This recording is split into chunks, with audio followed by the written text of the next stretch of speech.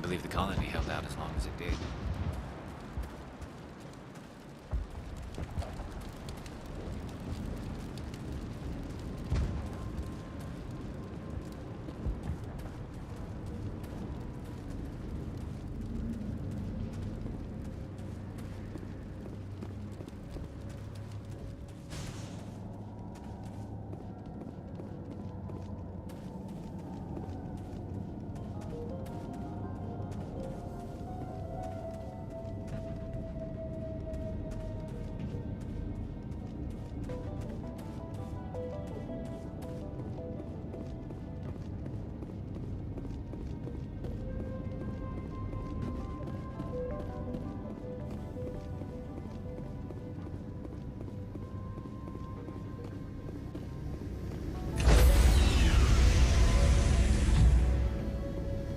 Stand by, shore party. Decontamination in progress.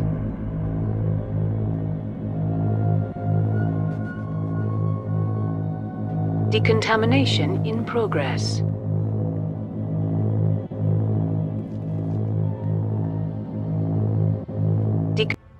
Commander, you look pale. Are you suffering any ill effects from the cipher? My brain's been scrambled like an egg. How do you think I feel? I might be able to help you. I am an expert on the Protheans. If I join my consciousness to yours, maybe we can make some sense of it. Do it. Hurry. We don't have much time. Relax, Commander. Embrace eternity.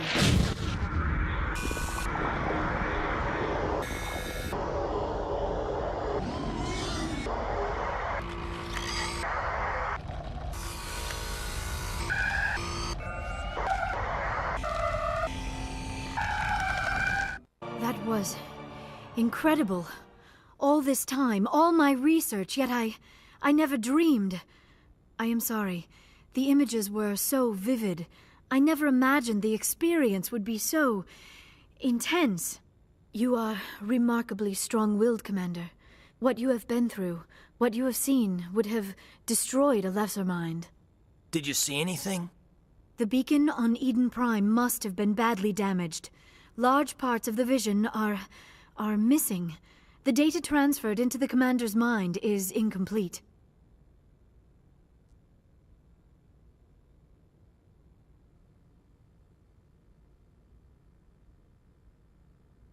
You sure you didn't come across any kind of clue or hint? Something we might have missed? Everything I saw, you already know. You were right about the Reapers. The Protheans were destroyed by a race of sentient machines. I think it is obvious there is a connection between the Reapers, the Prothean extinction, and the Conduit, but I did not see anything that would help us find it. Looks like we're back where we started. Quite the opposite, Commander.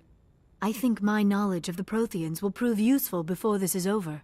I was able to interpret the data relayed through your vision, what was there at least, but something was missing. Saren must have the missing information. Maybe he found another beacon. If we can find the missing data from your vision, I can... Oh. I am sorry. The joining is exhausting. I should go to the medical bay and lie down for a moment. We're done here. Dismissed. I've sent off the Pharos report, Commander. You want me to patch you through to the Council?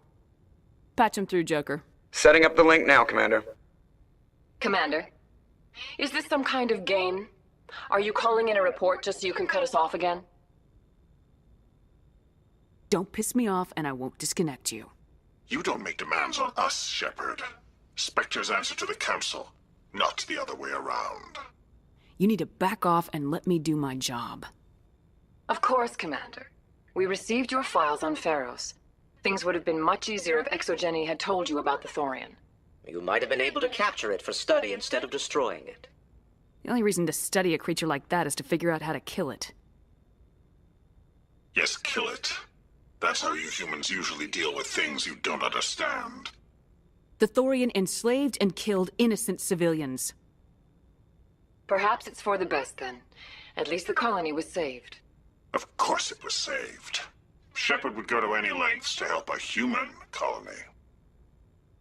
Goodbye, counselor. Oh, lost the connection, ma'am. Sorry.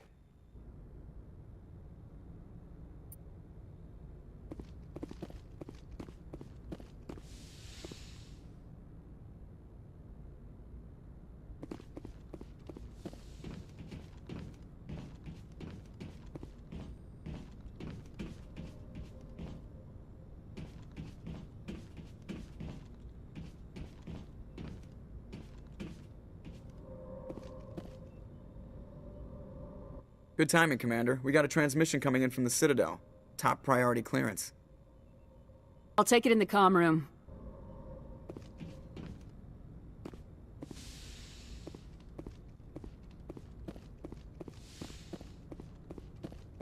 Commander Shepard, we've received information that may be critical to your mission against Saren. You didn't seem that interested in helping me before. Why now? The Council agreed that Saren was dangerous, Commander.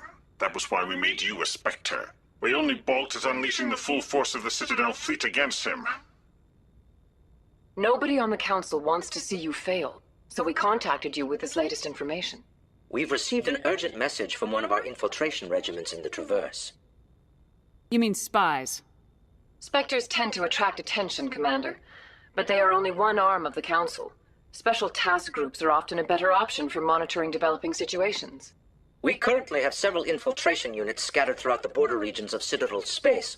This particular unit was gathering intel on Saren. What did they find? Unfortunately, the message we received was little more than static. The infiltration team must be in a situation where they can't set up proper interstellar communications.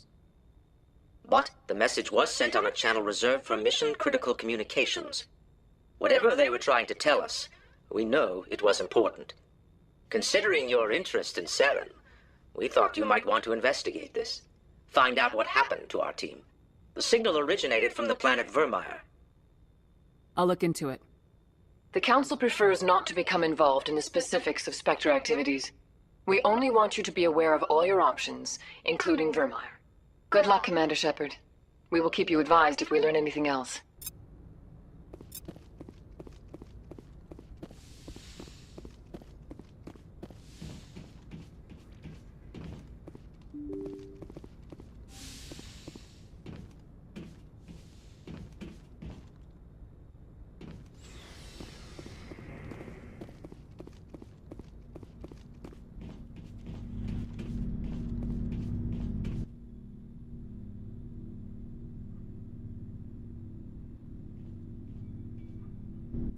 Do you have some time to talk now, Commander?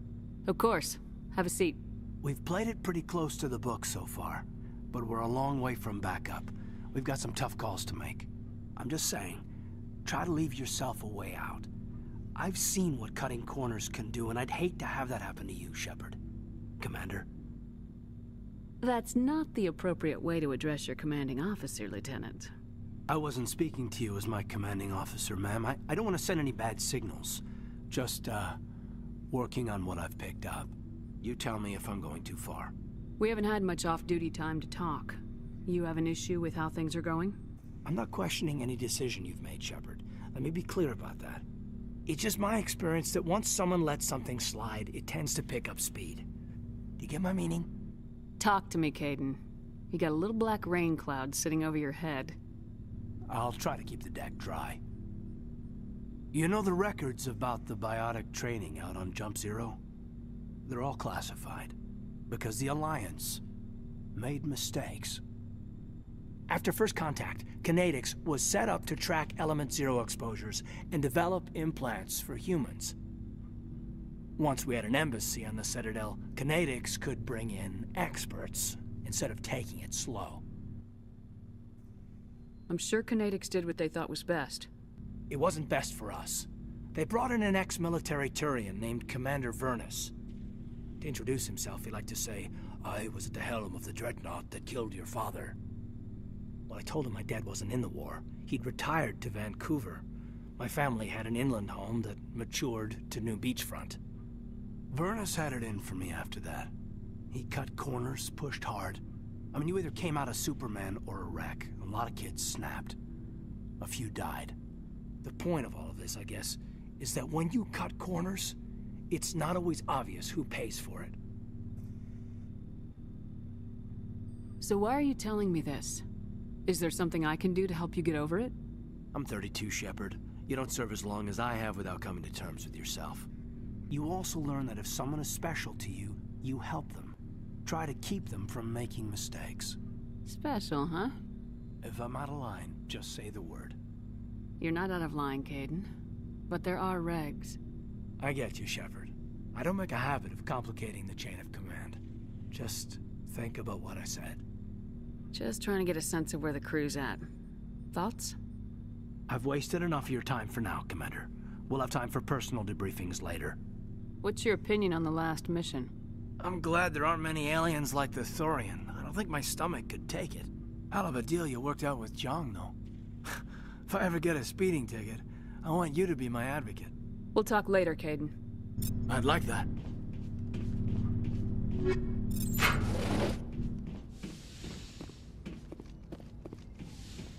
Yes, Commander?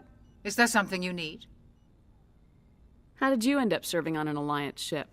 I enlisted right out of med school. Earth always seemed boring to me. Too safe, too secure. I figured the colonies were teeming with exotic adventure. I wanted to travel the stars, tending the wounds of tough soldiers with piercing eyes and sensitive souls. Turns out military life isn't quite as romantic as I'd imagined.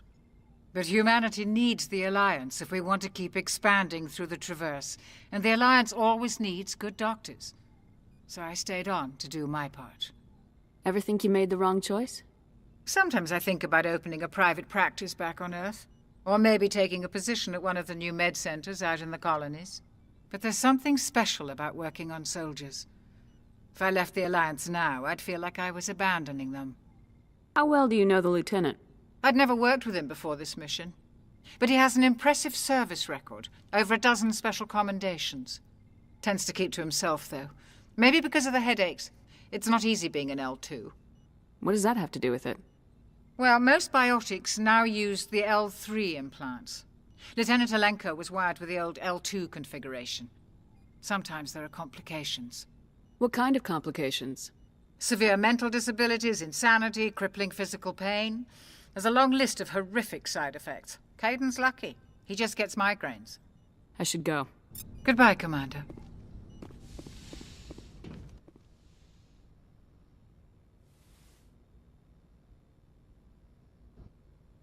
I get the feeling you want to ask me something, Commander. Tell me about yourself, Liara. Me? I am afraid I am not very interesting, Commander. I spend most of my time on remote digs, unearthing mundane items buried in long-forgotten Prothean ruins. Hey, you're right. That doesn't sound very interesting. On occasion, I have run afoul of indigenous life forms or stumbled across small bands of privateers. That probably does not seem very exciting to someone like you. I guess seeking out history's lost secrets holds a special appeal for me. I would give a century of my life to discover a beacon like the one you found on Eden Prime. You were actually touched by working Prothean technology. That is why I find you so fascinating, Commander. Sounds like you want to dissect me in a lab somewhere. What? No, I did not mean to insinuate. I never meant to offend you, Shepard. I only meant that you would be an interesting specimen for an in-depth study. No, that's even worse. Calm down, Liara. I was only joking. Joking? Oh, by the goddess, how could I be so dense? You must think I am a complete and utter fool.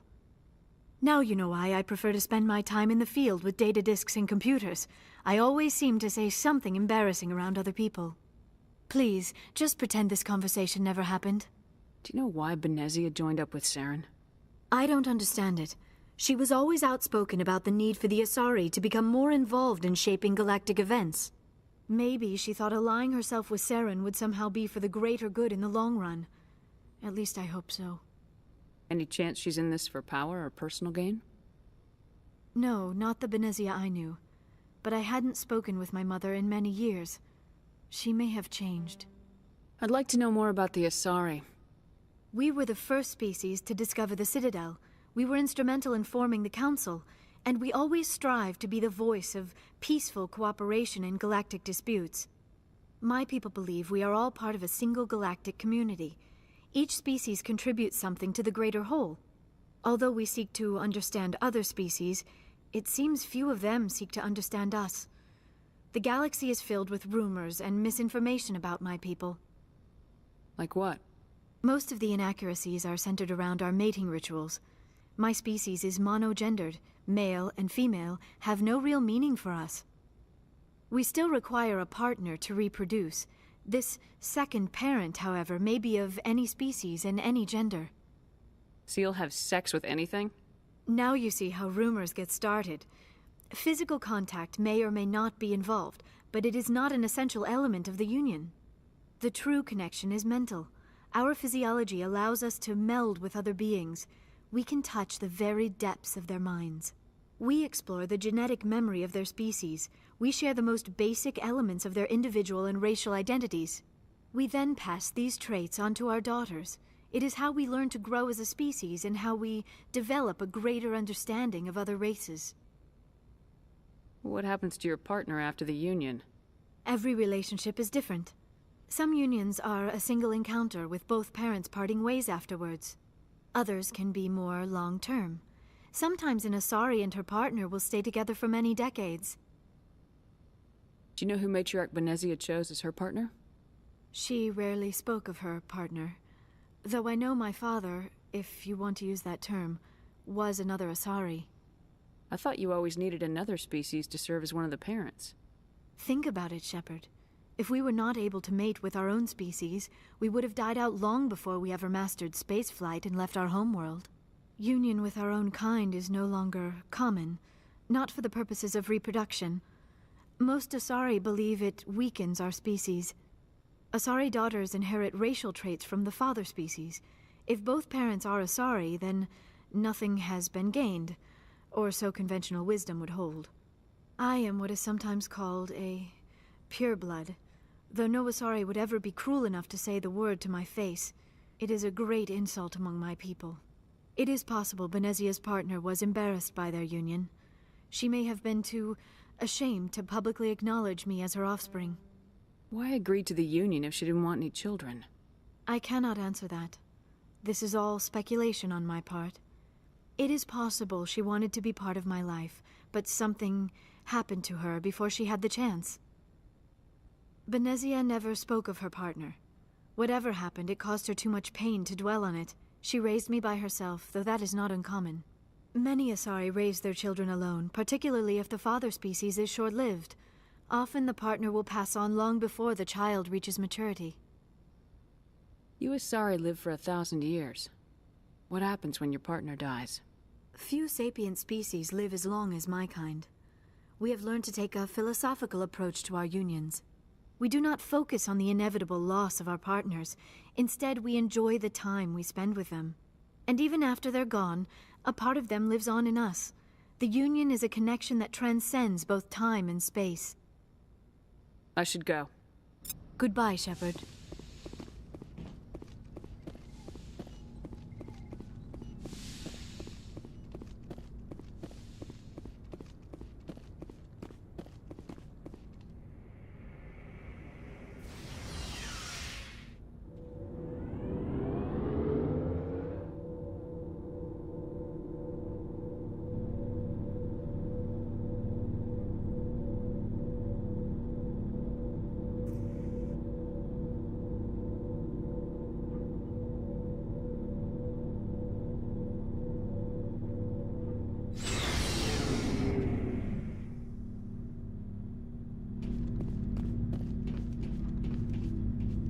Commander, nice work out there.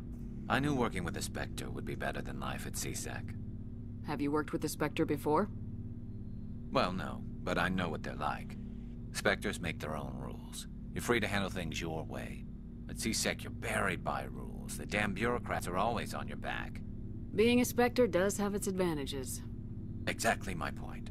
If I'm trying to take down a suspect, it shouldn't matter how I do it, as long as I do it. But CSEC wants it done their way. Protocol and procedure come first. That's why I left. So you just quit because you didn't like the way they do things? There's more to it than that. It didn't start out bad, but as I rose in ranks, I got saddled with more and more red tape. C-Sec's handling of Saren was typical. I just couldn't take it anymore. I hate leaving. You did the right thing. Life's too short to sit around waiting for things to happen.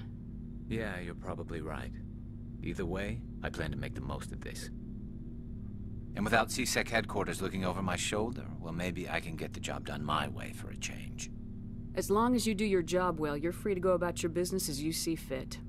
Thank you, Commander.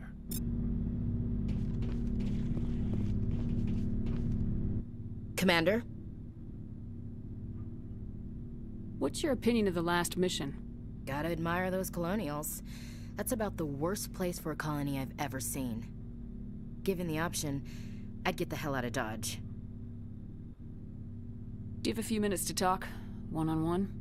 Sure. I was hoping to get a minute of your time off the record. It's not normal for an enlisted to speak informally with the commander. I figured since the crew was so small, you might be more permissive. I mean, that helmsman of yours. Most places, he'd be at captain's mast every day.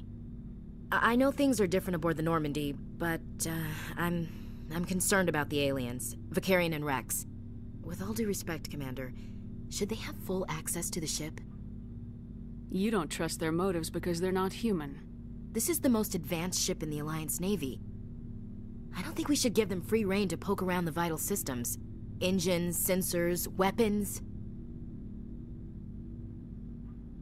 I share your concerns, Chief, but I'm under orders. Under orders to let aliens gather military intelligence?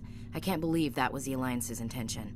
We, humanity, have to learn to rely on ourselves. I trust that's not insubordination, I hear. No, ma'am. That's patriotism.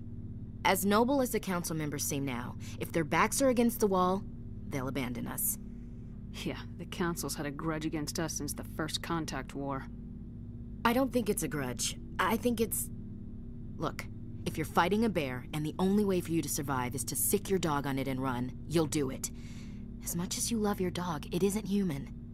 It's not racism, not really. Members of their species will always be more important to them than humans are. This is an Alliance warship, not the Parliament floor. If you're Earth first, vote for the Terra Firma Party. Terra Firma is a pack of jackals.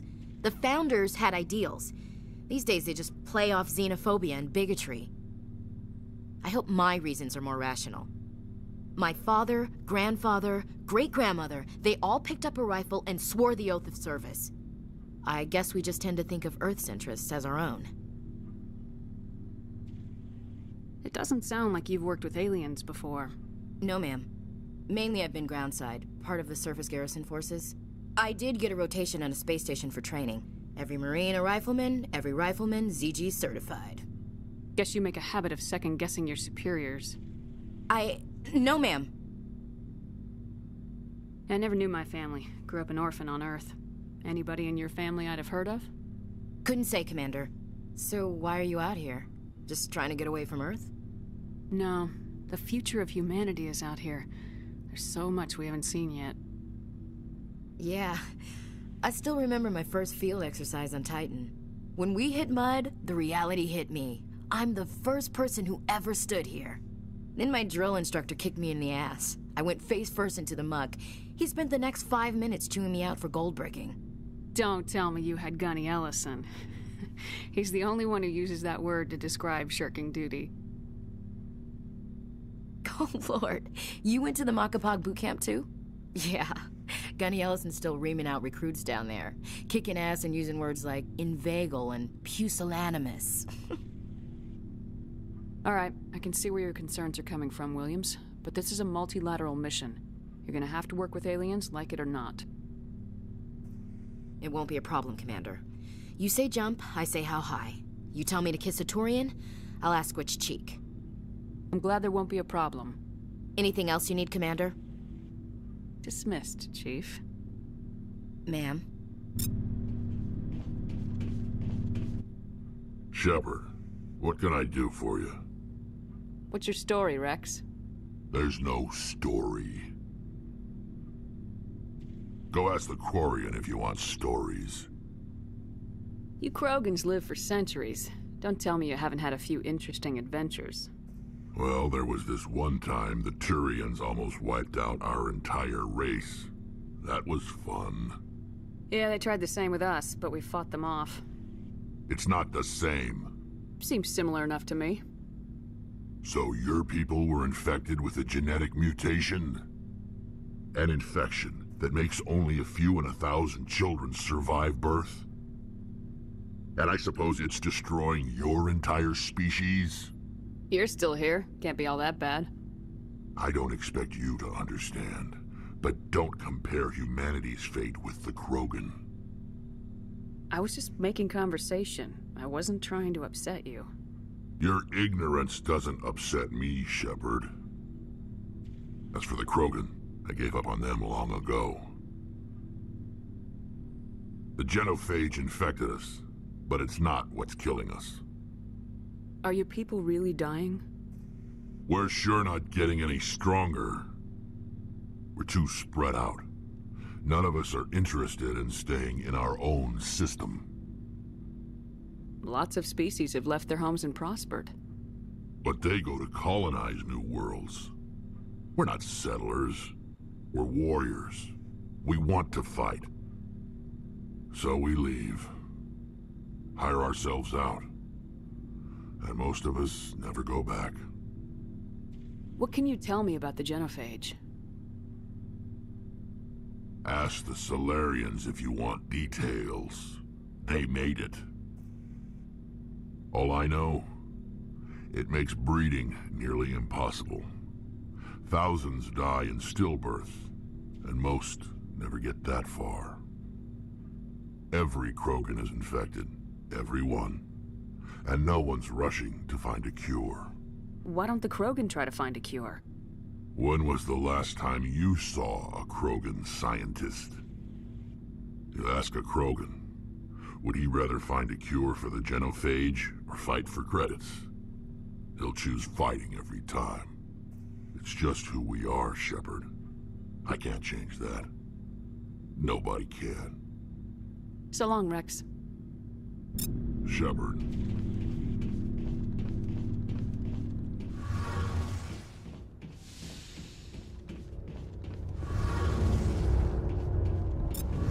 Hey, Commander, you know that Quarian, Tally? She's been spending all her time down here asking me about our engines. I'll tell her to leave you alone. What? No, she's amazing. I wish my guys were half as smart as she is. Give her a month on board and she'll know more about our engines than I do. She's got a real knack for technology, that one. I can see why you wanted her to come along. I figured she'd be a real asset to the team. You got an eye for Tally, Commander, but I'm guessing that's not why you came down here. Where else have you served, Adams? If you name a class of Alliance ship, I've probably served on it. Everything from dreadnoughts and carriers right down to frigates like the Normandy. My last assignment was on the Tokyo, only a cruiser, but she was a good ship. Couldn't hold a candle to the Normandy, though. I want to know more about the Normandy. She's the best ship I've ever served on, probably the fastest vessel ever designed, and she's the only one using the new Tantalus drive core. What's so special about the Tantalus drive core? Proportionally, it's about twice the size of any other vessel.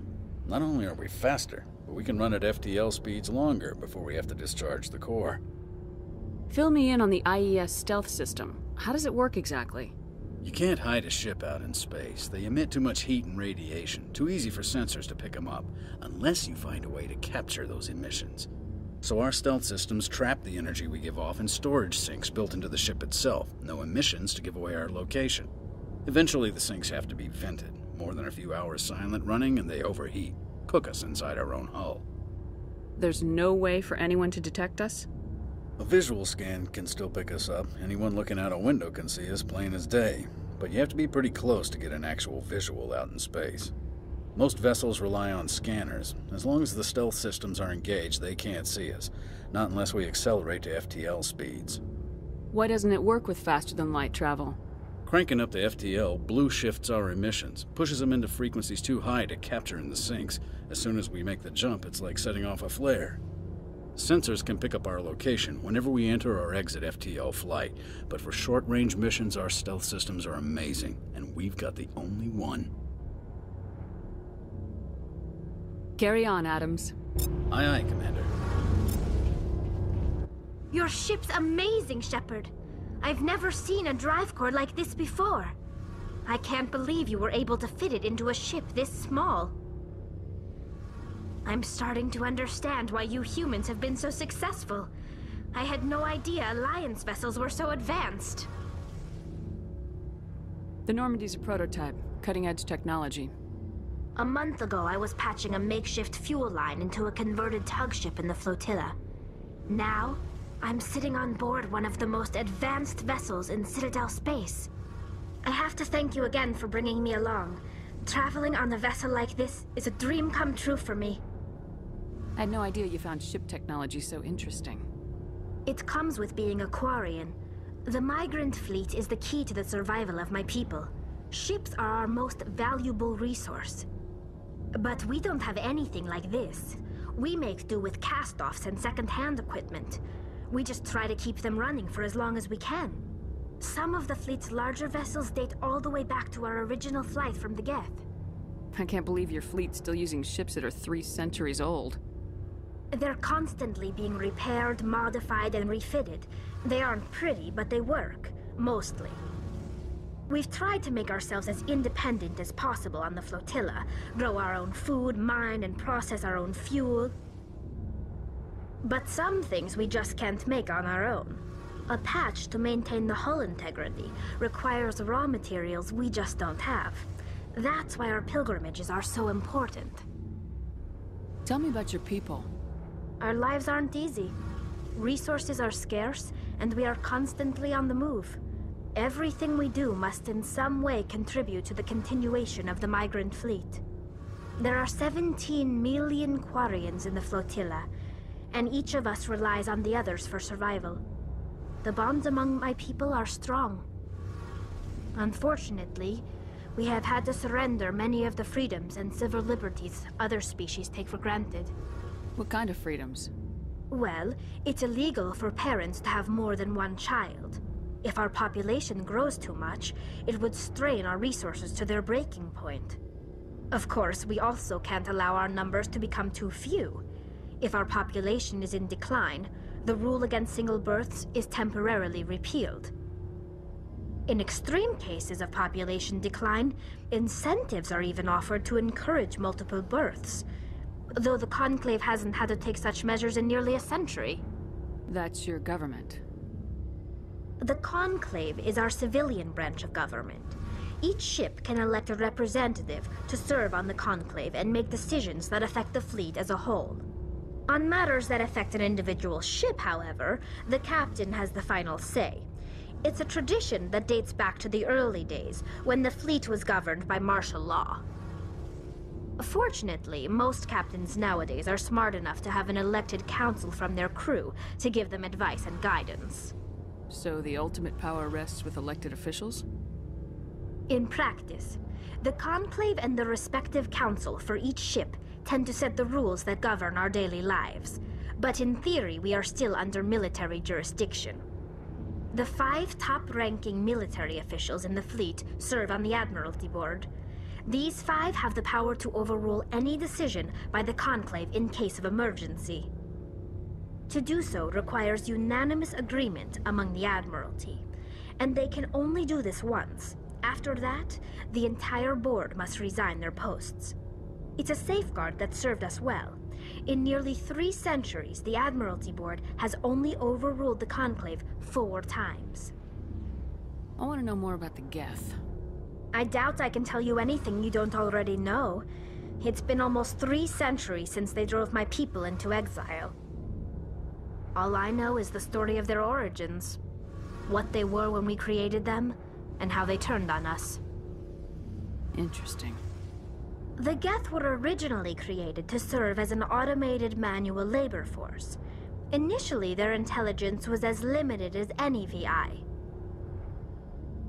Over time, we made small modifications to their programming to allow them to perform more varied and complex tasks, bringing them closer and closer to true AI status. How come the Council didn't step in and stop you? This wasn't true AI research. We may have been skirting the bounds of the law, but we never did anything that was actually illegal. The changes were so insignificant, so gradual, that we were able to control them. Or so we thought. But one thing we underestimated was the power of the neural network. A million Geth thinking simultaneously created an inherently unstable matrix. So the Geth share brain power? Many of the Geth's logic systems were designed to work in concert with other nearby Geth. Basically, the more of them you have in the group, the smarter they are. So there's some sort of group consciousness? No, nothing like that. They cannot share sensory data or information. Their programming cannot handle that much simultaneous input. Each Geth maintains an individual awareness and identity. The neural network only operates on a process-based level. It's basically the synthetic equivalent of a subconscious. But when they're in close proximity, they can coordinate low-level functional processes, freeing up more capacity for original or independent thought. That doesn't make any sense. I'm probably oversimplifying. The Geth are incredibly advanced and complex creations. All you need to know is that they get smarter when they gather in large numbers. As we built more and more Geth, their effective intelligence became more sophisticated, more abstract. One day, a Geth began to ask its Quarian overseer questions about the nature of its existence. Am I alive? Why am I here? What is my purpose? As you can imagine, this caused a near panic among my people. I don't see what's so bad about those questions. The Geth were created to engage in mundane, repetitive, or dangerous manual labor. That's fine for machines, but it won't satisfy a sentient being for long. The Geth were showing signs of rudimentary self-awareness and independent thought. If the Geth were intelligent, then we were essentially using them as slaves. It was inevitable the newly sentient Geth would rebel against their situation. We knew they would rise up against us, so we acted first. A general order went out across all Quarian-controlled systems to permanently deactivate all Geth. The Geth responded to this order violently. You didn't really think they'd just let you destroy them without a fight, did you? The hope was that most of the Geth would still be little more than machines, incapable of organized resistance. But they had progressed much further than anyone anticipated. The war was long and bloody. Millions upon millions of Quarians died at their hands. In the end, we were forced to flee our own homeworld. We feared the Geth would pursue us, but they never came beyond the Veil. Now we drift through space, exile searching for a way to reclaim what was once ours. You got what you deserved. We made a mistake when we created the Geth in the first place, but we did not make a mistake when we went to war against them. If we had not acted, they would have wiped us out. They're a synthetic life form. They have no use for organics. None. Why do you think they cut themselves off from the rest of the galaxy? Why do you think they've killed every organic being who's ever tried to contact them? They didn't kill Saren. What does that tell you? The Geth are not innocent victims in all this. They're the enemy. They want to destroy us. Not just the Quarians. All organic life. That's why they've joined up with Saren. And that's why we have to stop him. I want to know more about the pilgrimage. When my people reach maturity, we leave our birth ships and seek acceptance with a new crew. It's necessary to maintain genetic diversity among the fleet. But no ship wants to accept someone who will be a burden on them. So, to prove our worth, we embark on a pilgrimage. We set out alone, leaving the flotilla and our families behind us. We only return once we have found something of value we can bring back to the fleet. This is presented as a gift to the captain of the respective ship we wish to join. If the gift is accepted, we are welcomed into the crew. I can't believe they just send you off alone. It's not like they just cast us out. Before we leave, we are given lessons in how to survive outside the flotilla, and given gifts to help us on our journey. We also receive implants to fight off sickness and disease. Generations of living in an isolated and highly controlled environment have left our immune systems weaker than most. By the time we leave the fleet, we are well equipped for the pilgrimage. This is a rite of passage for all Quarians. If it were dangerous, our numbers would suffer. Virtually every pilgrimage ends with a triumphant return and the ritual presentation of the gift to one of the fleet's captains. I want to talk about something else. Like what? I should go. See you later.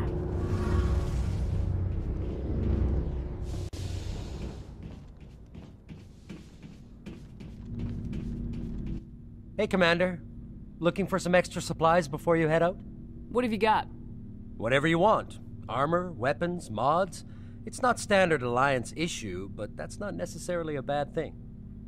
Well, as long as you don't mind paying for it. Why should I pay you for my weapons and armor? My stuff doesn't come from the Alliance. I have to purchase it myself, and it's not cheap. Hell, the licenses alone have set me back more than I'd like. But no licenses, no goods. Without the goods, I'm out of a job. Let's see what you got. You bet, Commander.